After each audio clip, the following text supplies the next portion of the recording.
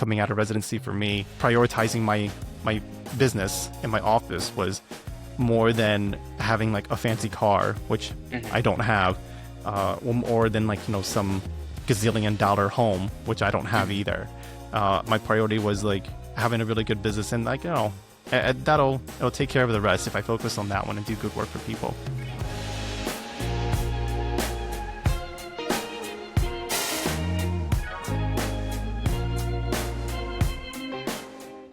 Hey everybody, this is Dr. Minh here, back for a really interesting episode here at Excelsior Orthodontics, where I am joined by my friend Guahan here, who is a rising senior at Light Ridge High School and Academies of Loudoun County. Really, really smart guy, and met him actually like almost like 2 years ago, and it's so funny, we kept in touch ever since. And happy to have you on the show, man. Cool, welcome. Yeah, it's a pleasure to be here. I'm actually super excited. But yeah, like Dr. Min said, I'm a student at Lightridge High School and Academies of Loudoun, and I've been very interested in becoming a doctor. Although I haven't really decided, it's still a passion of mine. So I just wanted to ask you, because right now I'm in the college application process, I wanted to know what was your why dental? Like, what sparked your interest in, I guess, orthodontics specifically, and how do you know is the right fit compared to other fields? Good question. So why dental? I actually entered a college wanting to be an orthopedic surgeon. And to get through medical school, you have to actually, after that, you actually can't even do anything. You have to do multiple years of residency, and the more complex it was, the longer your residency was. And probably like most kids your age, you're thinking you will graduate at like 21, 22 years old, and then you'll finish med school after 4 years at 26 years old, and then you think you'll be like a gazillionaire at like 27 years old. That was like the initial impression. And then you really learn, okay, no, life doesn't always go that way. And you have lots of challenges, including like a long residency. And I'm like, well, I don't know if I want to do a really, really long residency. Let's see what dental's all about. And then I shadowed my dentist out in Sterling, Virginia, where I grew up. And he enjoyed his work a lot.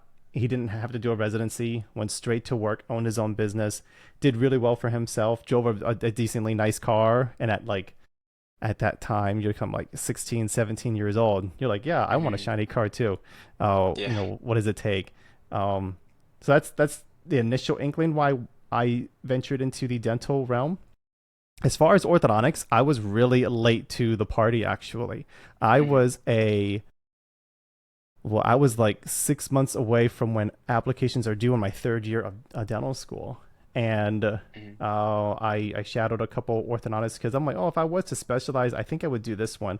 But my initial goal was to actually be a general dentist and do like lots of crowns, veneers, and implants, really heavy cosmetic stuff that can make smiles and quote unquote a day. Like, I didn't know anything really about dentistry at that time. Um, but then I shadowed a couple orthodontists, saw how competitive it was to get into a residency. I applied, and I got into the program I wanted to go into over in West Virginia, and glad I did it. I think I'm pretty decent at what I do, and do a lot of fun work. I enjoy what I do, and definitely don't have any regrets. So it was definitely worth the extra time in residency, post dental school, for this training. Yeah, I see. It's actually pretty interesting. But yeah, I think my brother's in med school right now, and he's also getting like pretty old. Is he really? Yeah, he's getting What pretty, kind I of think he's like what kind of 28, medicine? 27. He hasn't decided yet because Okay, I think he's an M3 or something. But okay. I think that's pretty cool actually that that's kind of like a common thing. I want to know what surprised you the most about that process of like undergrad to dental school and then residency. And then, That's a practice, of course. Yeah. I think undergrad dental school residency, I think the thing that's going to shock you the most is probably going to be like the workload involved. Um, let's say take like, your hardest, AP course right now, multiply that by like 5, and that I guess that's kind of similar to what Ooh, okay. dental not dental school, but what college would kind of be like. In Hmm. college, most of it is just 2 exams. You have a midterm and then you have a final, and that's it. Um, and not all the courses are necessarily hard in college, but you don't have someone like having such a structured schedule. And I think college sometimes it's part of like a weed out process. Mm. So my dorm was probably full of pre-med, pre-dental people. Yeah. I don't know anybody else that got into a health profession that as like the high level of like a medical or dental. Other than me, I don't know what happened to everybody else in my dorm room. Um, but it kind of weeds people out. Within like the first month, you'll have a lot of like biology majors switch out. Um, it gets really challenging, especially when you get to I guess like your third year of college. You have like even higher, more advanced science courses. Mm. Your brother could probably tell you. Then once you get to med school or dental school, literally take your hardest science course in college, take 1 month of material, cram it into 1 week, and you have an exam every single week. I don't know if he's ever told Yeah. you stories about that one, but that's what my first year of dental school was like. So every Monday was an Ooh, exam. I So see. one Yeah. day is equal to 1 week's worth of material for that one course. And you're taking obviously multiple courses at a time. So you're Hmm. really like studying around the clock. So getting used to that workload was just really different. And your brain's like a muscle, and it does grow in time with like how quickly you can learn things and then your Hmm. capacity. And I think it helps if you have a certain focus of what you Hmm. want to study, Hmm. um, Yeah. versus like studying like I think I took like Roman history or something. That was a waste of my time. I don't even think I did really well in that one. Okay, yeah. So since we're talking a lot about like the study habits, I wanted to know if you had any like mindsets or self-care rituals to like avoid burnout, because it sounds pretty demanding. It's funny that you kind of say that. You kind of want to keep that mindset of self burnout. Honestly, you really should. Sorry, that little jingle is my dog. He's like over here watching me. Uh, there he goes. Okay, that's him shaking. Uh, that the self care thing that you're saying and burnout is actually very real. Hmm. If you can, I you have to know how to take care of yourself.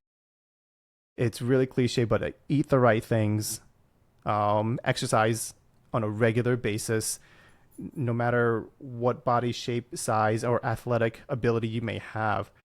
Find a way to take care of yourself from a health standpoint because there's no Hmm. point in you getting straight A's, getting into the best med school in the world or the best residency in the world, Hmm. and you are have like a messed up back or you have heart problems or Hmm. like high blood pressure and stuff, especially at such a young age. Learn to take care of yourself really early. And you kids, your guys' metabolism is through the roof right now, so you can eat whatever you want. Yeah. But developing the habits of like, while you're at home, learn how to cook, meal prep, basic food. And what's cool about your generation, you have access to YouTube. Everything is on YouTube. So you can learn all of that completely on your own. Hmm. Just learn how to take care of yourself from a health standpoint and uh, stick with that routine no matter how bogged down in work that you get, no matter how stressed you may get, whether it's money or business or school, whatever it may be. Focus on like your health will always come first before everything else, believe it or not. Um, Hmm. Develop the habits early and stick to it. And I think that alone will help you with the whole burnout part and keep things in perspective. Hmm. Because, like I said, there's no point in having all the money in the world, having all the dental offices in the world, if you're not healthy enough to enjoy the fruits of your labor. Hmm. Find any rich man, they'll trade all their money in the world for being healthy all day, every day. Yeah. No, I do like that mindset. It's kind of funny actually, because I was talking to my AP Chem teacher recently, my whole class actually, because we would all say like money buys happiness, like you know that argument, does money buy happiness? And our teacher was very like vehemently arguing like you should always prioritize stuff other than money for your happiness. I think it kind of comes back to that because I love that mindset of if you prioritize health, the rest will just come with it. You know what I mean? I think it's actually a pretty fresh take. A lot of kids my age don't really think about it like that. It's pretty cool actually. Yeah, But like I said, you guys are able to get away with eating anything and yeah. everything. You guys are young. You guys, I coach high school football. All the players would stay up till 1, 2 in the morning doing whatever it was, and we're all telling them go to bed early. It's like the day before a game. Hmm. Like you got to take care of yourself. But when you're young, you can get away with those things when your energy is high. Hmm. enjoy it. Just develop those habits, and Hmm. you guys will be just fine. Yeah. Yep. Okay. So I have another question. So since you had a lot of education around, medicine and stuff, I'm sure that came like easy when you started to be in the field. But since you like recently started a practice, I want to know how you were able to like learn business management and what's something you wish you knew about business management before you started. Um, a lot of the business stuff, that's actually the one thing that they don't really teach you at all in medical school or dental school. They don't really teach you how to make money. You might have like a practice management course taught by a faculty member who currently owns a practice or used to own a practice, which is, taught to me. But it's literally a 1 credit course in the 20 some odd credits you're going to take for a semester. So it's only a 1 hour course 1 day a week, and you might be half asleep because it's like 8 in the morning. But I know I learned it through just talking to enough people, people currently in practice. Despite having, let's say, a medical or dental office, the rules of business don't really change. You have to Hmm. provide a good product or service for people. You have to treat people well. We're in the customer service business nonetheless. Uh, you, you have to start with like the very basic things. Have a nice, clean office. Be Hmm. respectful and courteous to people. And in my world, be respectful to not just a patient's concerns, but a parent's concerns, because not Hmm. everybody's goals are the same. Some people want like the most Hollywood smile, and I'm okay. That's my job to deliver. And some people are concerned for their child for just being like, on a functional standpoint, like, is the health okay? Hmm. And let's do the aesthetics as like a secondary need. Then I'm like, okay, I can go down that route as well. Uh, and like outside of like the tiny tidbits part, but the rules of like business in general, it doesn't really change, and the rules of wealth building in general, it doesn't really change either. Like, live below your means, prioritize what's most important to you, and coming out of residency for me, um, uh, prioritizing my business and my office was more than having like a fancy car, which I Hmm. don't have, or than like some gazillion-dollar home, which I don't have Hmm. either. My priority was like having a really good business, and like it'll take care of the rest if I focus on that one and do good work for people. Yeah. Okay. I wanted to know if you had so I'm actually a violinist. But I wanted to know if there were any like hobbies you had or that you like wish that you stuck with as you like went through your career. Wait, let's go back to that other question. There's one thing I wish I knew about business. I forgot. That's a good one. And then we'll Yeah, continue with that question. sure, sure, What was the sure. last part? One thing you wished you knew about business management before you started. I'll say not just like management, but I'll say like being an entrepreneur. Because like once you're a business owner, you're considered an entrepreneur at that point. What they definitely don't teach you, and you kind of only hear about it a little bit on podcasts and like different YouTube channels. They always talk about like the glory of like having your own business, and then I do this, Yeah. this, this, Hmm. and you see, a lot of the YouTube, people that go viral. They're interviewing gazillionaires, and they're like, Hmm. "You're a billionaire. How'd you do that? What'd you do to get there?" Yeah. Man, what they really don't tell you is like the emotions of and the stresses that you'll deal with it, of the constant ups and downs. Like one day you'll be like, "Oh my God, we're gonna do this is great, this is awesome," and then the next day, uh, you're like, "Oh wow, this is like so stressful." You're worried about a concerned patient or a client, or maybe it was a little slow for the month. Let's say if the economy's a little bit down, then it's a little bit slow, Hmm. or if it's in like the off season. So like in dentistry, September tends to be like the slowest time because people are going back to school. They're not scheduling their hygiene appointments. They're not scheduling to get braces on, Hmm. but they just got done with vacation. That's getting their kids back to school. Hmm. What they It doesn't prepare you for the ups and downs of the emotions of business ownership and being an Hmm. entrepreneur. I think that's something I wish, even though someone could tell you, you don't know it until you kind of like live through it and I go through see. it. Hmm. Yeah. Okay. So I guess talking about the like the practice, what's a typical day in your clinic? Like what percentage of your time is spent with patients versus like, administrative tasks or maybe continuing education and stuff like that? For right now, at the stage of my practice, I'm about a year and a half into my business. Uh, for me, I can do anything and everything in the office, and I don't ask any team member to do any of such. So, if there's a administrative thing like scheduling or insurance issue, then I know how to handle that as well. Uh, the percentage of what I do administrative stuff versus clinical stuff, that varies from day to day. Hmm. In the beginning, when it's a little bit slower, there's probably obviously a lot of administrative stuff. You're Hmm. trying to build out systems and a manual to how to handle a situation for like new patient intake, for instance, or how to Yeah. input it into a chart and create a chart and how to send out insurance claims. That's all administrative stuff, and you want to be able to write it down so for a team member to come in and do it. But as we've gotten busier and busier, I'm recently, as of like, especially like I can feel it now, there's a lot more time spent on a clinical basis. Hmm. And a lot of my administrative stuff, uh, I do it at home or on weekends. CE courses, you're probably not doing that in the middle of the day. CE Hmm. courses, you're doing that definitely like, outside the office time frame. Hmm. Whether it's at like a dinners at nighttime, whether certain different organizations will put together nice dinners for you, or study clubs that will Hmm. host dinners with other doctors, and you get to all mingle and kind of pick each other's brains as part of how do you handle certain cases, Hmm. all the way to like regional conventions and like national conventions. And these Hmm. conventions, let's say the last one was in Philadelphia for Orthodontist, and that was probably like, I don't know, 7 to 10,000 orthodontists up and about, like, throughout the convention. You get Hmm. plenty of CE courses there to kind of see what the latest and greatest things are as far as technology, techniques, and Hmm. um, how to correct maybe certain problems that you may see in your own work to Yeah. make it more optimal for the patients.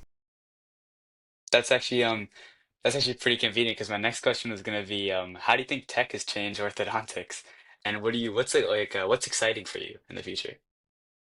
I think there's a couple changes. I'll say the invention with like aligners and Invisalign really took off a lot. I say 20 years ago, from when it started, was just with like 3D printing with some college kids, I believe, Hmm. actually, and it grew to what it is now. And then now, not only do you have Invisalign, but there's like a multitude of now aligner systems, and they're all trying to one up each other to see who's better, and they can do different Yeah. systems, and Uh-huh. the competition's great because it keeps everybody like accountable. Aligners has been huge, and the things that you can do with it are really awesome.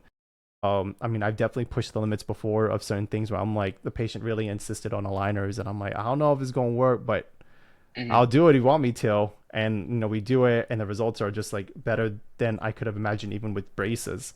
Yeah.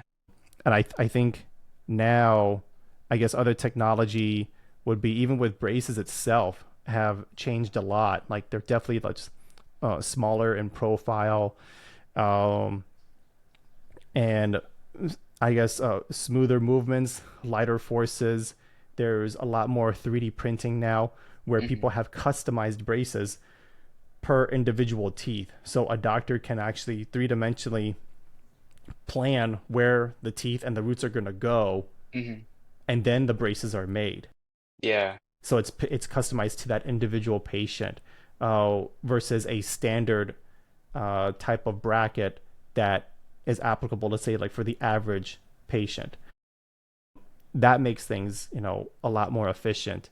And Yeah. I think it comes down to the provider ultimately, regardless of Hmm. whatever system, whatever aligner system or fancy 3D printing system they want to go to.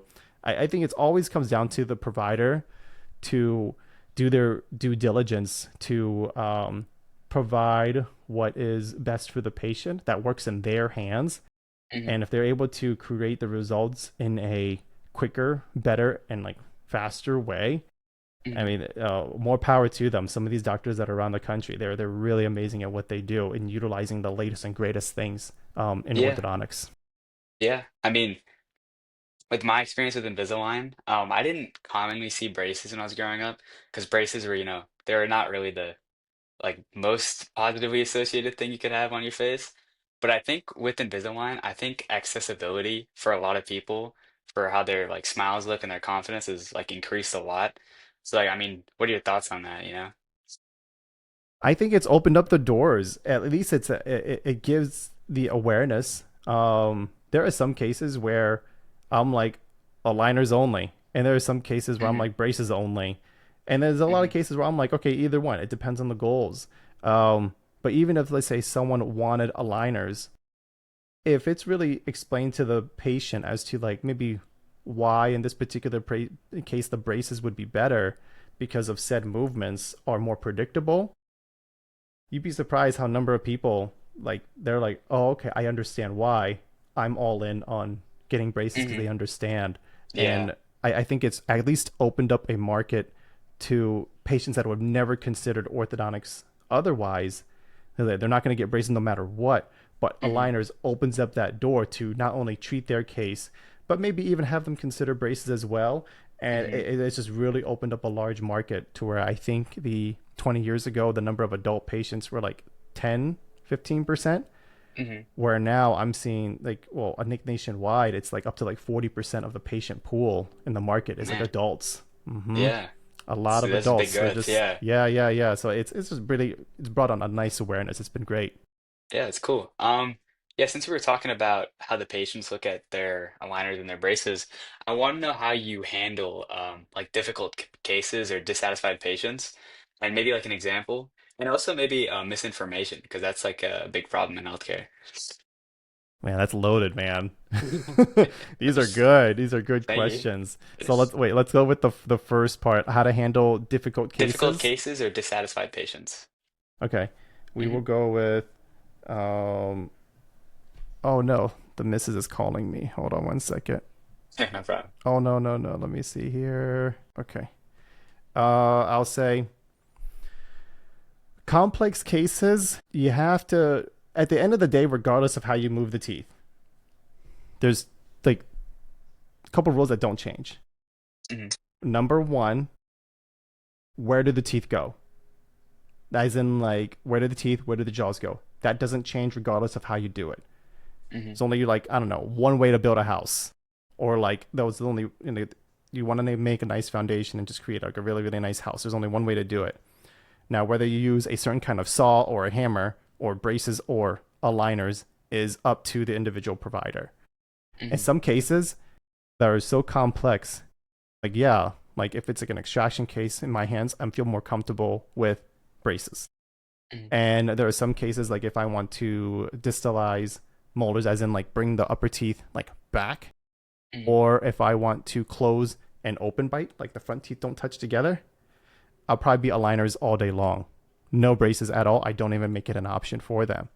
Hmm. So there's different aspects of complexity, and it's up to the individual patient and the provider and what they feel comfortable with. Because there are some cases, like I said, like I'm like I would only do this with braces, and I see them use some Invisalign, and I'm like, wow, that was pretty amazing. I would have never worked out really well on my hands. So Yeah. I think that's the really the rule for any field of work. It comes Hmm. down to the individual provider at the end of the day. Um, as far as difficult patients, uh, I don't know if I need like specific example, but let's Hmm. say if they're having a challenge, and let's say if a kid has like, let's say poor hygiene, because you want to have good hygiene while you're in braces. Hmm. Maybe the old way 40, 50 years ago was to ridicule them, make them feel bad, and then the Hmm. parents are a little embarrassed and they're going to get on their kid. Where I think I try to do my best to empathize with them, where I'm like, hey, I don't know. You try to understand where they're coming from Yeah. and see what the challenges are. It's like, hey, brushing can be annoying, flossing can be annoying, you Hmm. know, but if you know, maybe you can help me out on this part where I know it's a little bit harder to brush. Um, just kind of, I guess, just do your best to understand where they're Hmm. coming from, acknowledge it, and really emphasize just trying to, work together from a patient provider standpoint to remember like what the main goals are, and to see if it's a good fit to accomplish the goals. And there's a variety of reasons why a patient would be upset, but just Hmm. understanding them and hearing them Yeah. alone can just kind of like solve all your problems. Yeah, I Just think I think empathy is a really valuable trait in medicine because it's such a factual field, Like it's called evidence-based medicine for a reason, So I think empathy is kind of lost there, lost in translation. So I think that's super cool that you implement that in your own work. Yeah, I But I think it was just also, kind of more like just based on yeah. experience, just from a not even like a provider standpoint. I think it's just from being a human standpoint, Hmm. and that's what Hmm. applicable for anything. That when someone has problems, just try to put yourself in their shoes. Where are they coming from? Hmm. And if you are the avenue to help them, then you can do so. Okay. And then I wanted to know, what is your number one tip for students navigating the admissions process for dental? So from college to dental school, or from high Yeah, that school to works. to I think college? college to dental school. I think college to dental From school. college to dental school, Yeah, people don't man. talk about that much. Oh, yeah. It's like people. I don't know. Some of these like advisors in college that have never actually been to dental school don't really give the best advice. I'll say it's so competitive.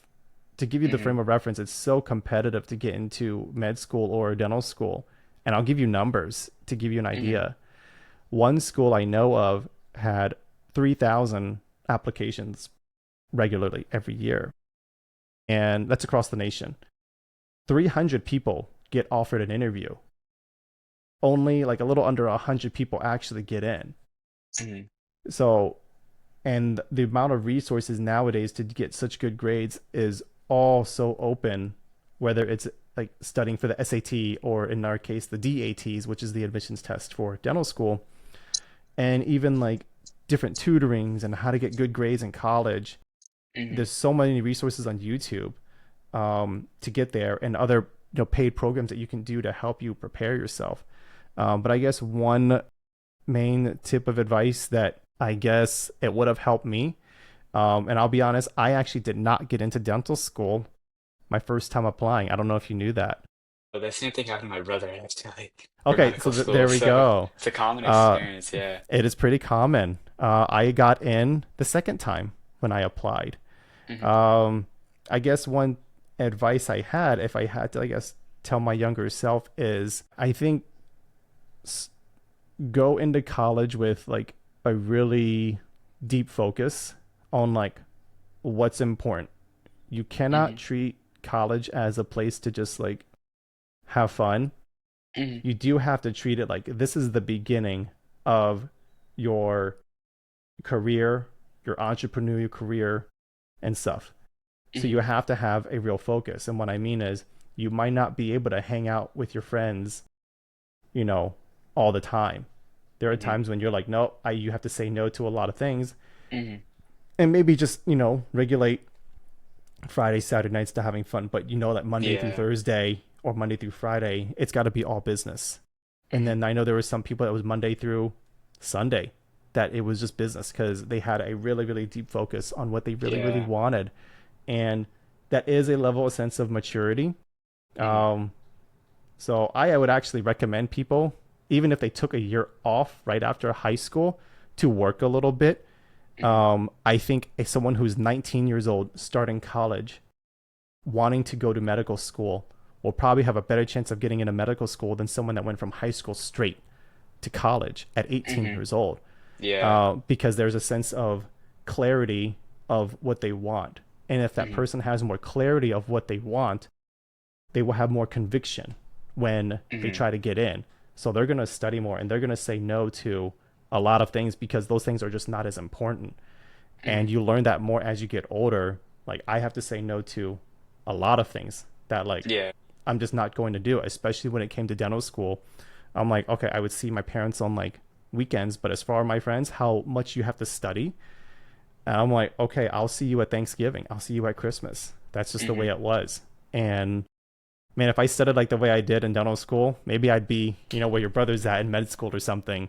Maybe I would have been that orthopedic surgeon, but no, I'm thrilled Yeah. to be where I'm at, regardless.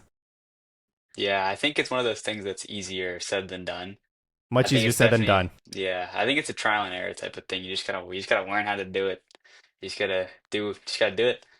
Um, and then I probably want to know, what skills do you think beyond science are like really important for modern orthodontics? For modern orthodontics, I think I'll say two things. Tech, communication, whatever.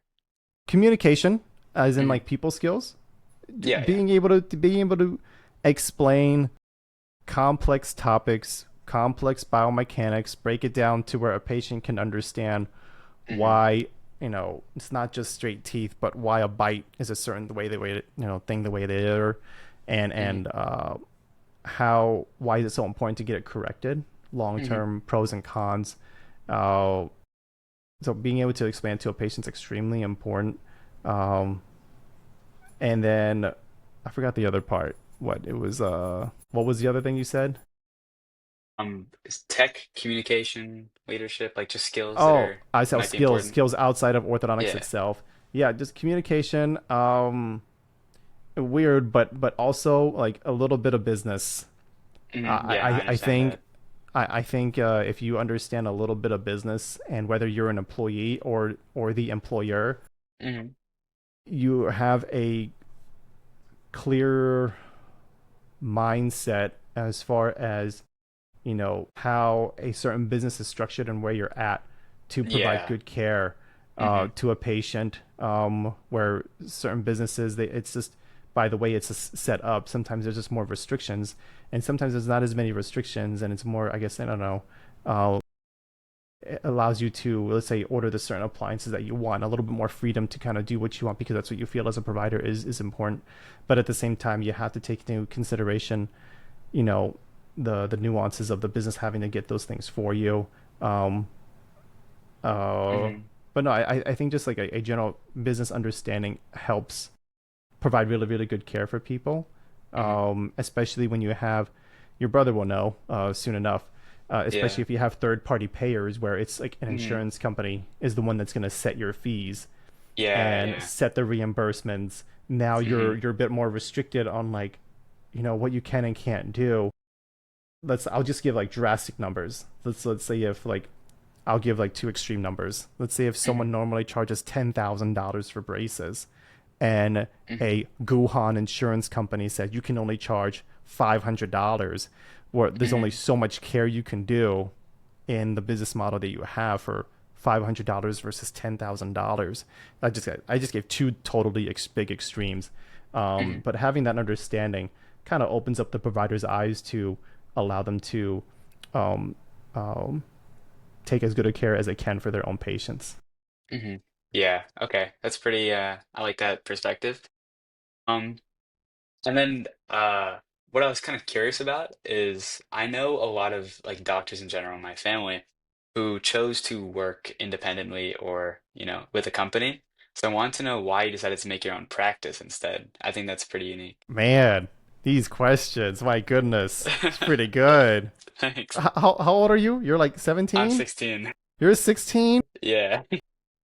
I think you got a you got a pretty bright future. Man, I Thank definitely did you. not have this kind of like mindset. I'm just like, "Hey, why do you want to be a dentist?" That sounds cool. I think I'm gonna do that. These are pretty good questions. Yeah, Yeah, thanks. so you say you have family that work independently, but also have associations with larger corporations. Why did Hmm. I choose to do my own practice? Yes, Um, yeah. ultimately, I'll be honest. When it comes out, it's in two aspects.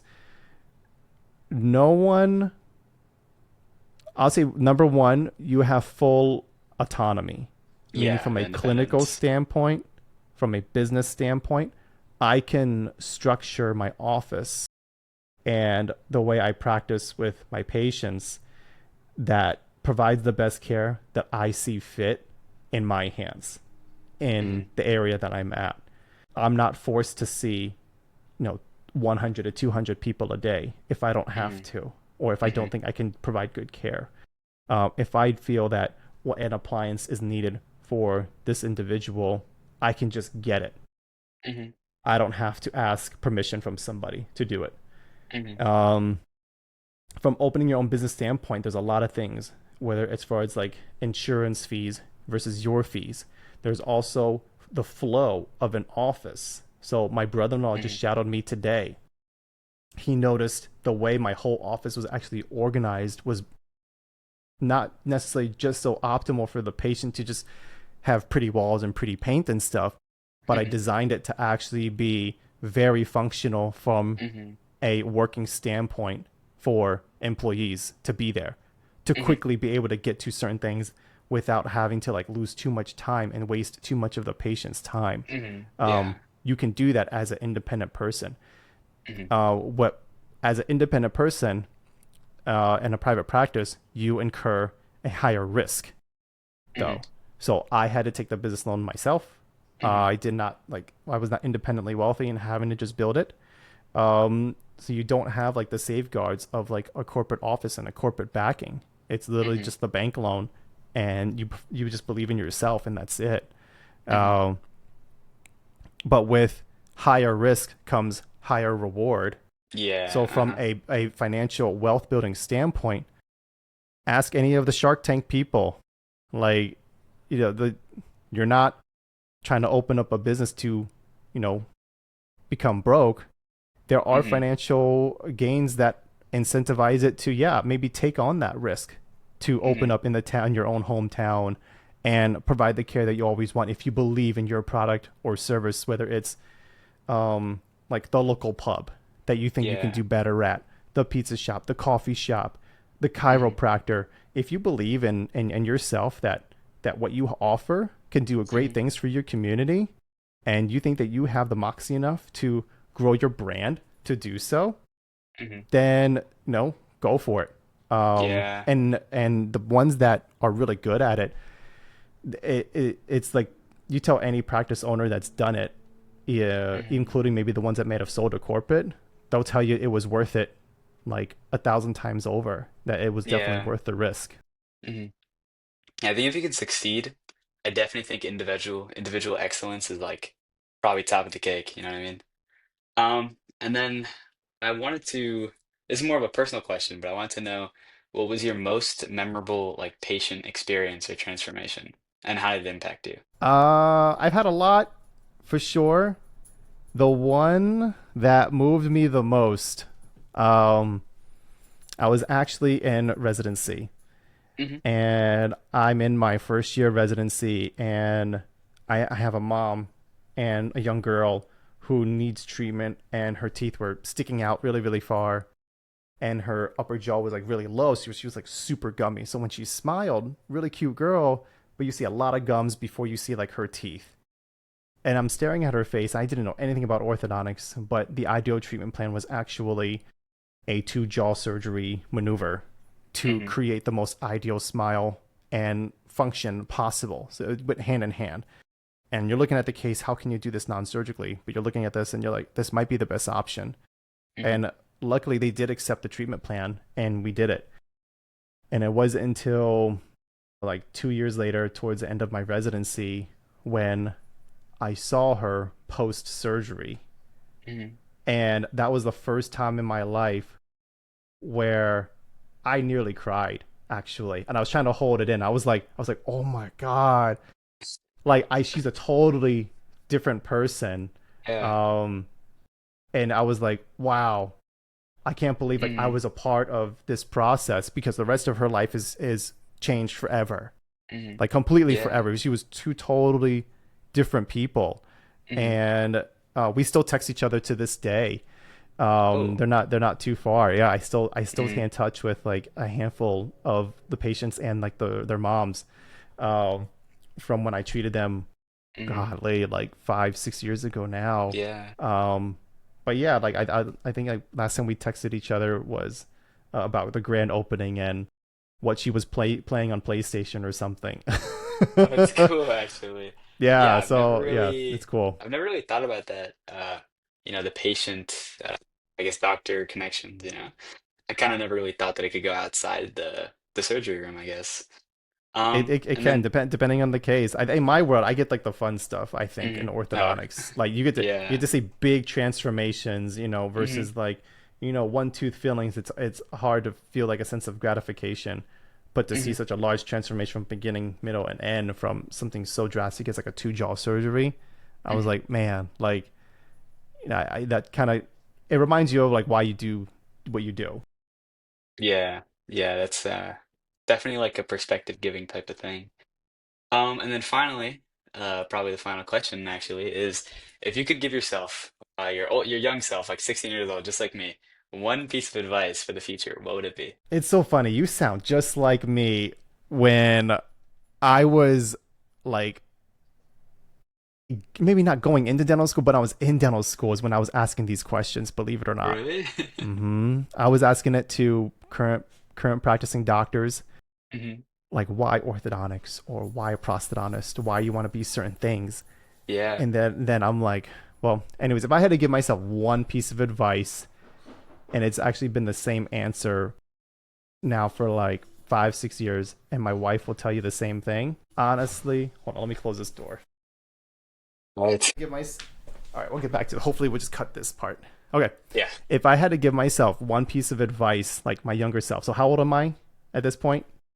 16? Oh, 16, yeah. Keep this advice as you go through your process. Whatever, I think you have a bright future, whether it's med school, dental school, whatever you want to do, or business, whatever it's going to be. Hmm. I think just take it easy, believe it or not. Despite trying to study really hard, get really good grades, outdo your classmates, and outdo the competition and everything, it's probably more applicable in dental school. Hmm. Push yourself hard in high school and college.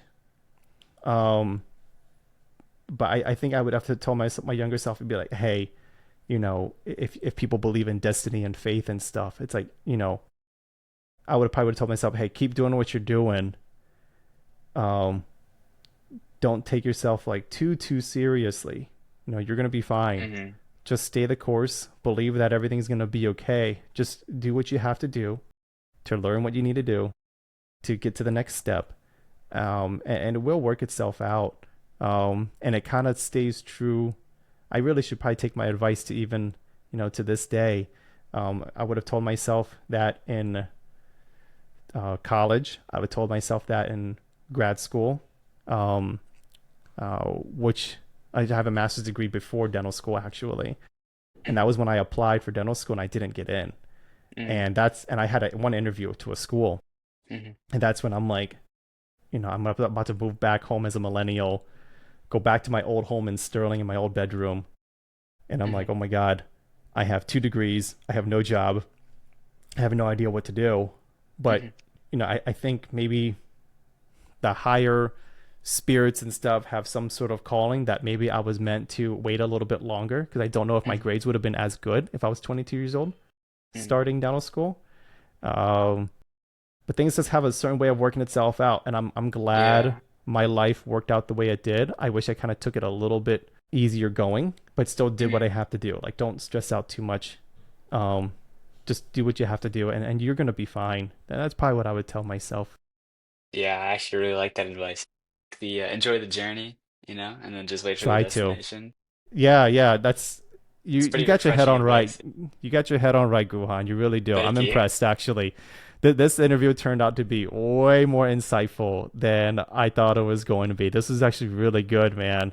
I think you got a Thanks. bright Yeah. future ahead of you. Yeah. Yeah. Yeah, I Any had a lot last of fun with thoughts? this Like, too. what you learn? I mean, did you what? I think I think my perspective is completely flipped because I like completely forgot about like, I'm helping people, you know? It's not just how what is it, the mitochondria is the powerhouse of the cell, you know? The Mm-hmm. mitochondria is the powerhouse of a person, you know? So I think I definitely think I'm gonna bring that into, wherever I go, wherever I end up, taking it easy.